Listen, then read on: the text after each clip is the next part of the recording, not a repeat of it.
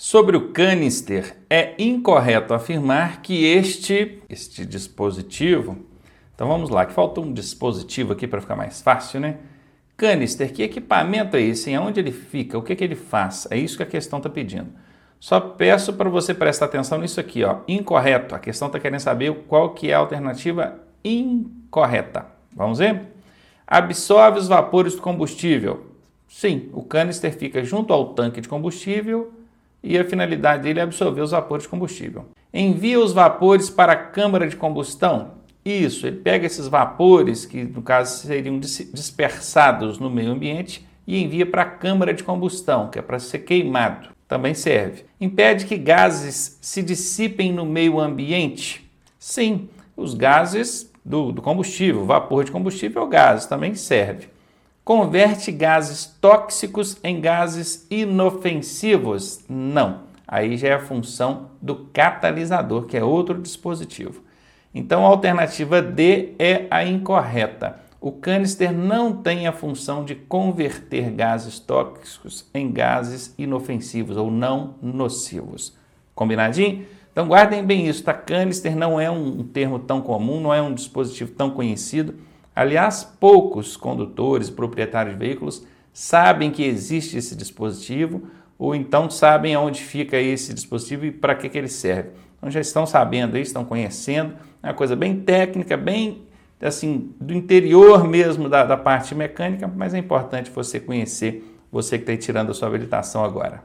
Os gases resultantes da combustão quer dizer a queima do combustível, junto com óxido de nitrogênio. Então, bom, nós falamos aqui de gases, falamos de óxido de nitrogênio, entram em contato com o oxigênio e o vapor d'água na atmosfera e voltam à superfície sob a forma de... Moçada, é uma coisa bem técnica. Eu particularmente nem vejo necessidade na pessoa que está tirando a habilitação saber dessas minúcias, essa coisa técnica mesmo, do que acontece quimicamente para poder explicar a poluição atmosférica, a poluição ambiental que acontece em relação do uso dos veículos automotores. Mas o Detran continua insistindo nesse tipo de questão, então vamos entender. Quando você junta, isso é explicação química, tá?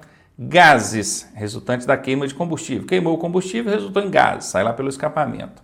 Óxido de nitrogênio, oxigênio e vapor d'água, você tem o retorno para a atmosfera, que isso vai tudo evaporando, vai tudo subindo, formando aquelas nuvens lá, né? Volta em forma de quê? De raios? Não, né? Raios e trovões? Não. O trovão, então, é só o barulho. Chuva ácida. Essa é a resposta, chuva ácida. Material particulado, não. Material particulado é o que sobe ali, né? Junto ali com o óxido de nitrogênio, o oxigênio e vapor d'água, que vai voltar em forma de chuva ácida. Então, guardem isso. Eu acho que a palavra-chave aqui para você saber que a pergunta está relacionada à chuva é o vapor de água, o vapor d'água. Porque a água, assim, obviamente, nos remete a entender que vai virar chuva, correto? Então guardem isso, a dica é essa. Em meio a toda essa maionese aqui de substâncias que a gente tem, o água é a palavra-chave para você ligar aqui, ó, com a chuva. Afinal, chuva é água, né? O efeito estufa tem como consequência... Bom, como é que eu vou saber a consequência se eu não sei o que é efeito estufa? Então vamos lá rapidamente, hein? Nós temos aqui o Sol, a Terra, aliás, esse aqui é o planeta Terra. E nós temos aqui o Sol. Muito bem. O Sol aquece o planeta Terra. Confere? Até aí, tudo bem. Só que parte desse calor, ele é rebatido e retorna para o espaço, dissipa para o espaço. Se não fosse uma redoma de carbono que tem aqui ao redor do planeta, esse calor seria todo refletido e o nosso planeta teria uma temperatura em torno de menos 30 graus. Não dá para viver numa temperatura dessa, é muito congelante, concorda? Então, ótimo, a própria natureza cuidou de criar essa redoma de carbono aqui ao redor do planeta, que ela é produzida por meio de pântanos, fezes de animais e outros. Isso é feito naturalmente. Só que os efeitos da ação humana por meio da queima de combustível dos automóveis, dos veículos automotores, das indústrias e outros, fez o quê? aumentou muito essa redoma aqui, ela ficou muito grossa. É como se você dormisse no verão com 2 cobertores. Então o que acontece? Todo o calor do sol que chega aqui fica retido, ele não consegue ser dissipado para o espaço. E isso faz a temperatura da Terra aumentar demais. O que antes, né, a gente deveria ter aí aproximadamente uns 20 a 30 graus positivos, por conta daquela primeira camadinha ali formada pela própria natureza, agora chega a passar de 30, 40, 50, já vi picos aí de temperatura no planeta de 60 graus em algumas regiões, é muito quente. Então essa redoma que acontece aqui em volta, ela retém calor demais e fica muito quente. Aí eles usaram o termo efeito estufa, porque uma estufa é um dispositivo quente, né, para esterilizar materiais. O que isso faz?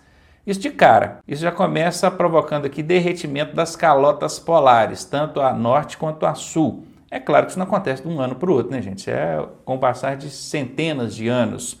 Mas esse gelo vai derretendo e aumenta o nível dos oceanos. E daí, meu querido, já cria impacto direto com a natureza e com a vida humana. Então esse efeito estufa, esse superaquecimento global, ele tem como consequência o quê? Agora que você já conhece aqui o mecanismo. Excesso de gás carbônico na atmosfera? Não. Até tem, né, o gás carbônico aqui, que é o que gera essa camada aqui, mas essa não é a consequência é o aquecimento. Então lá está fora. Excesso de gás clorofluorcarbono, que é o clorofluorcarbono de CFC, isso aqui é outro gás que no caso aí prejudica a camada de ozônio, também não é essa. Destruição das moléculas de ozônio? Não é essa. Elevação da temperatura média do planeta. Essa é a resposta letra D. Ou seja, bem técnico de novo, mas o Detran cobra, a gente tem que saber, né? O catalisador é um dispositivo localizado aonde? Bom, o catalisador é um dispositivo que tem a função de converter gases tóxicos em gases não tóxicos ou não nocivos à saúde humana, à natureza. Ele fica onde? Ele fica na saída do motor ali. O motor queimou o combustível e tem as válvulas de escape. Saiu da válvula de escape, já cai no catalisador ali para fazer essa conversão de gases tóxicos para gases não tóxicos. Então está onde? Junto ao escapamento do veículo? Sim, ele está no escapamento, ali antes do escapamento, entre o motor e o escapamento, vamos dizer assim. O catalisador até faz parte do sistema de escapamento. Junto ao escapamento, de certa forma, junto ao tanque de combustível, não. No interior do motor, não, ele não está dentro do motor. Ele está logo após a saída das válvulas de descarga, exatamente isso. O motor queimou o combustível, na hora de expelir ele, jogar para fora aquele resíduo daquele de combustível, o catalisador pega aquilo ali, converte em gás não tóxico e aí vai pelo escapamento para ser expelido ali. A alternativa D é a que melhor define aqui o que é, onde está o catalisador.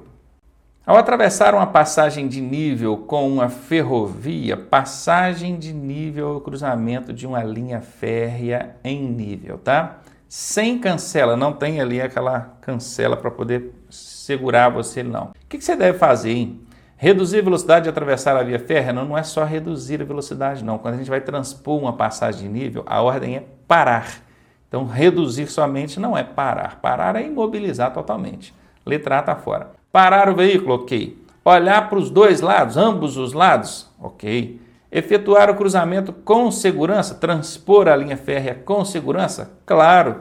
Na alternativa B não tem nada de errado aqui. Vamos ver, buzinar se atravessar? Absolutamente não. Acender os faróis? Também não é recomendação aqui, não tem nada de deve aqui em acender farol ou buzinar, não. Resposta B mesmo. Observe as alternativas abaixo e assinale a incorreta. Cuidado para não marcar a correta, hein? Sobre o funcionamento do motor. A energia produzida pela queima da mistura ar-combustível é convertida em energia mecânica. Isso é verdade ou é mentira? Isso é correto ou incorreto? É correto. A energia produzida pela queima do motor, ele faz isso. A função do motor é queimar combustível, pegar aquela energia da queima do combustível e produzir energia mecânica ou energia cinética. Você pode tropeçar aí também nesse termo, cinética. O que é essa energia? É força mesmo. Imagine o seu organismo. Ele é um motor, é uma máquina biológica, obviamente, né? mas ele faz mais ou menos o que o motor do carro faz. Você coloca o alimento no seu organismo, ele pega a energia daquele alimento e converte em força para você andar, para você movimentar, para você sobreviver, não é verdade? Se você para de consumir alimento, você deixa de ter essa energia do alimento, consequentemente você não vai ter força, que é a energia mecânica, força cinética. O motor do carro faz isso é correto, a questão está pedindo a incorreta, então eu eliminei. A ignição desloca a energia do motor para as rodas. Ignição? Não. Quem desloca, quem leva a força gerada pelo motor até as rodas é o sistema de transmissão. Isso aqui é incorreto, a questão está pedindo a incorreta, certamente será essa a resposta. A mistura ar-combustível é levada para dentro dos cilindros, onde é comprimida e queimada. Exatamente. O combustível é misturado com o ar e ali ele torna-se uma mistura explosiva. E ele vai para dentro dos cilindros, que estão dentro do bloco do motor, lá no interior do motor mesmo. E lá ele é comprimido e depois queimado, onde acontece a explosão. Isso é verdade, como a questão está pedindo a incorreta, já eliminei. Nos motores a diesel, tem a gasolina, tem etanol, tem diesel, não é? Nos motores a diesel, somente o ar é comprimido na câmara de combustão. Realmente, lá dentro da câmara de combustão, o cilindro do motor a diesel, não entra combustível e ar, não. Entra só o ar. Ele é comprimido e na hora de explodir, o sistema de injeção joga o diesel ali junto, aí ele explode. É diferente do sistema a gasolina ou etanol. Não vou entrar nos detalhes aqui. Agora presta atenção, aqui tem a palavra somente, que é uma casca de banana. Casca de banana é uma armadilha que é colocada na alternativa para fazer você errar. Em 90, mais de 90, 95, 97, por aí, quase 100% das vezes que tiver uma casca de banana numa alternativa, ela é incorreta. Mas nesse caso, ela não é incorreta. Aqui não está incorreta. Então, aquele 1%zinho ali de exceção encaixou aqui. Então, se você está acostumado aí com as dicas e macetes que a gente dá, pode ser que você tenha marcado a alternativa D por causa do somente, mas nesse caso aqui, o somente não tornou a alternativa incorreta. Ela é correta do jeito que está aqui. Então, a alternativa D está eliminada porque a questão pede a incorreta, que é a alternativa B. Complete a frase. O exame de aptidão física e mental será renovado para condutores com até 65 anos de idade. Aqui estou falando da renovação da CNH, né? Quando fala renovar a CNH, a CNH venceu. Na verdade, o que venceu foi isso aqui, ó. Exame de aptidão física e mental. É isso aqui que venceu. Isso vence de 5 em 5 anos para quem tem até 65 anos de idade. Ou de 3 em 3 para quem tem mais de 65 anos de idade. Isso hoje, maio de 2019.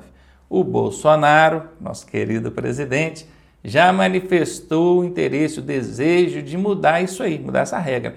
Ele está querendo pegar esses 5 em 5 anos aqui e mudar para 10 em 10. Se isso acontecer, aí na ocasião que você estiver assistindo esse vídeo, pode ser que tenha mudado. Não é coisa tão simples de fazer, porque está no Código de Trânsito Brasileiro, não depende só da vontade do presidente.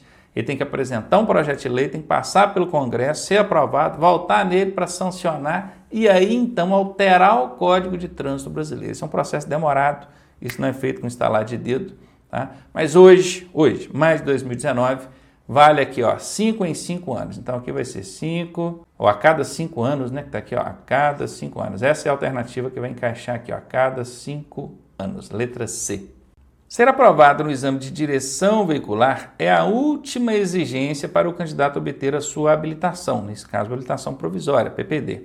Neste exame de direção, uma falta média corresponde a quantos pontos negativos? Olha, tome cuidado. Primeiro, eu quero chamar a atenção para você não confundir infração de trânsito com falta de exame. Apesar de ter alguma relação, né, naquela planilha que o examinador usa, ali no seu exame você não está cometendo infração de trânsito, você está cometendo faltas, tudo bem?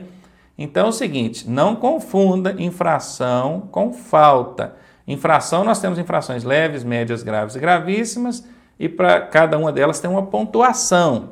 Aqui não, aqui é outra coisa. Aqui a gente tem faltas leves, tem faltas médias, nós temos faltas graves E nós não temos faltas gravíssimas, nós temos faltas eliminatórias, beleza? E a pontuação disso aqui na hora do exame é: leve vale 1 ponto, média vale 2, grave vale 3, eliminatória não vale ponto nenhum, já elimina de cara, tá bom?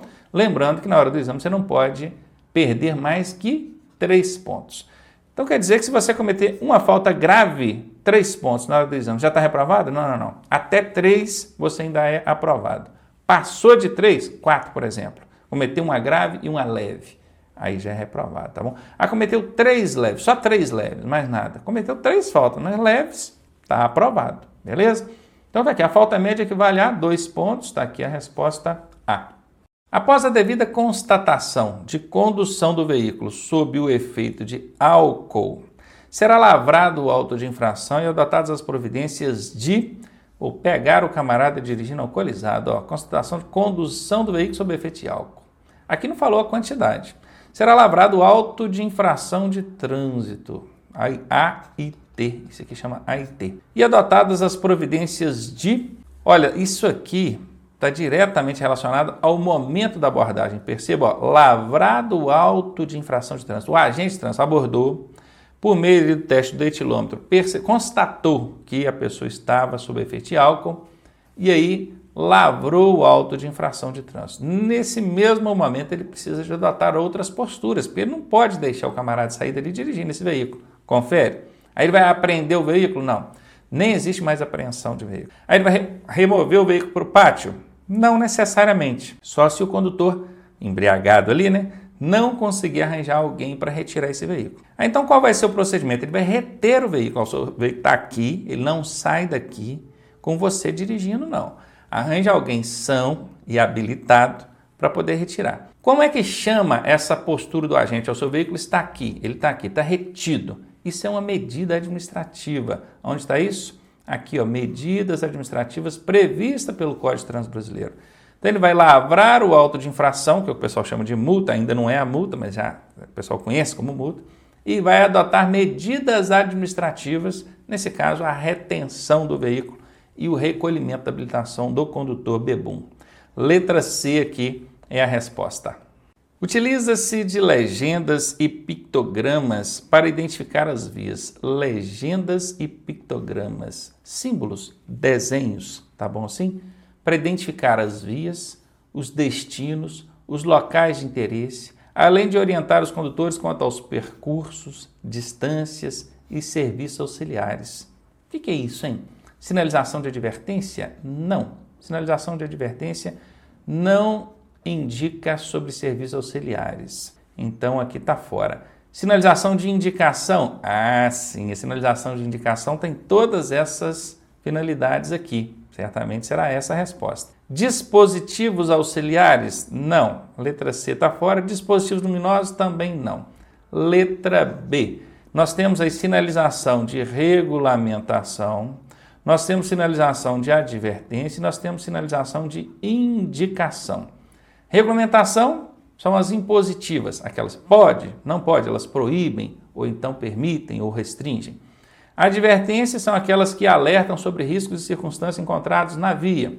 E as de indicação têm exatamente essa finalidade, indicar, identificar vias, mostrar locais de interesse comum, serviços auxiliares, atrativos turísticos, percursos, distâncias. Confere? Então, letra B para você.